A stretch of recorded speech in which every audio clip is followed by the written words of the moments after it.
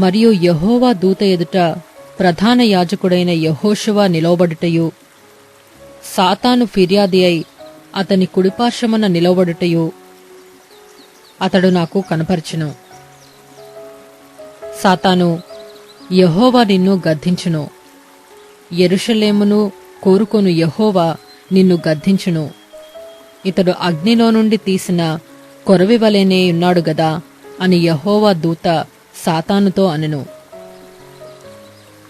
యెహోషువ మలిన వస్త్రములు ధరించినవాడై దూత సముఖములో నిలవబడి ఉండగా, దూత దగ్గర నిలిచియున్న వారిని పిలిచి ఇతని మైలబట్టలు తీసివేయుడని ఆజ్ఞాపించి, నేను నీ దోషమును పరిహరించి ప్రశస్తమైన వస్త్రములతో నిన్ను అలంకరించుచున్నాను అని సెలవిచ్చెను.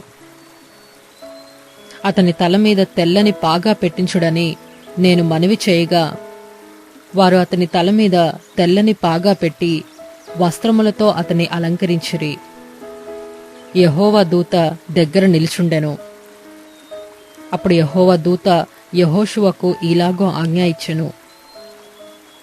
సైన్యములకు అధిపతియగు యెహోవా సెలవిచ్చినదేమనగా, నా మార్గములలో నడుచుచు నేను నీకప్పగించిన దానిని భద్రముగా గైకొని ఎడల నీవు నా మందిరము మీద అధికారివై నా ఆవరణములను కాపాడువాడవగుదువు.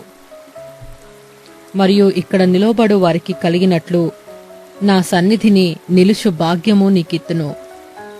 ప్రధాన యాజకుడువైన యెహోషువ, నీ ఎదుట కూర్చుని నీ సహకారులు సూచనలుగా ఉన్నారు.